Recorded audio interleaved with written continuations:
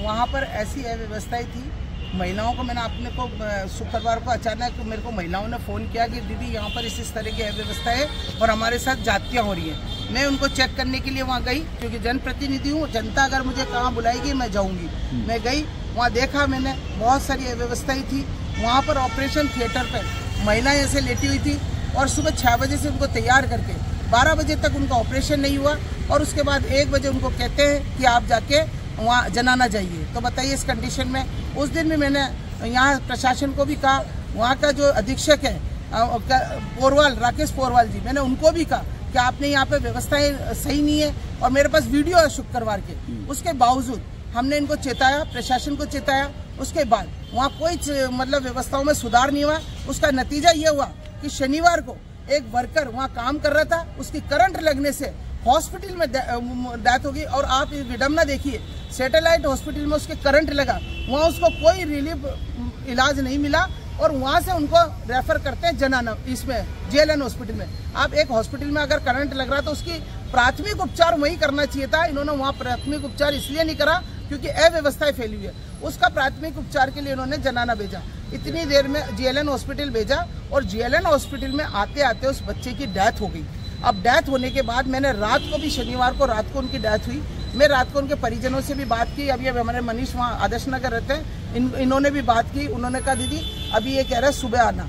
हम सुबह ज्ञापन देने, मेरे को तो आना ही था क्योंकि अधीक्षक को हटाने के लिए मैंने मांग की थी। अनिल सावरिया जी से मेरी बात हो गई थी, प्रिंसिपल सर से, तो मैंने कहा ज्ञापन देने, मैं ज्ञापन देने के लिए आई थी। तो उसके बाद मुझे हमारे जिला अध्यक्ष जो इनके माली समाज के माली सेना के अध्यक्ष हैं हेमराज जी खारोलिया जी, उनका फोन आता है। उन्होंने मेरे को ये कहा कि दीदी हमारे माली समाज के बच्चे की डेथ होगी करंट से, आप मोर्चरी पर आइए 2 मिनट के लिए उनके परिवार से मिलने के लिए। जैसे ही मैं उनके परिवार से मिलने के लिए गई, परिवारजन से मैं बात ही कर रही थी कि देखो अस्पताल की अव्यवस्थाओं के लिए मैंने शुक्रवार को भी ज्ञापन दिया, लेकिन कोई अव्यवस्था में सुधार नहीं हुआ। उसका कारण एक गरीब का बच्चा मर गया।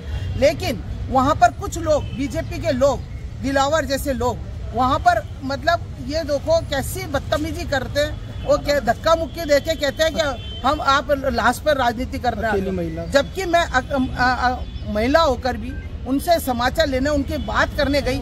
उसके बाद वो इस तरह से बदतमीजी करते हैं कि आप लाश पर राजनीति। अगर मुझे लाश पर ही राजनीति करनी होती तो मैं तो रात को ही कर लेती लाश पर राजनीति।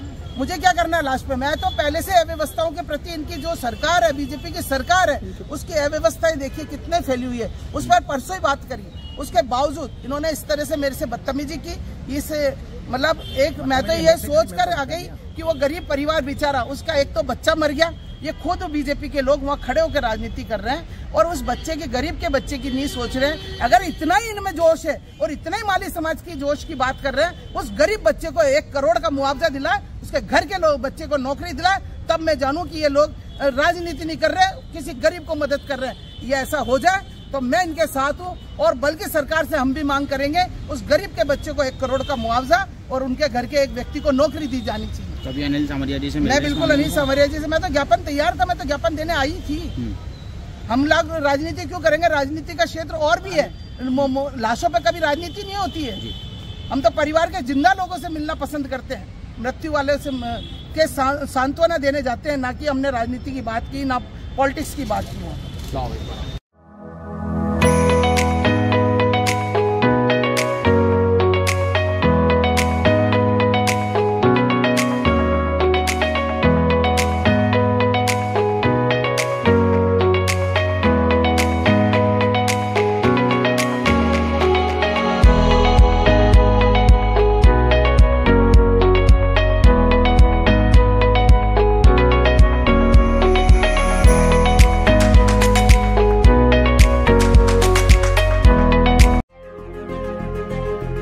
गणपति मोबाइल एक्सेसरीज पॉइंट, जहां आपको मिलेंगे सभी कंपनियों के mobile cover, headphones, chargers, wireless chargers, gorilla glass protection और भी बहुत कुछ। तो देर किस बात की, अभी चले आए गणपति एक्सेसरीज पॉइंट, केसरगंज गोल चक्कर के पास, पड़ाव, अजमेर।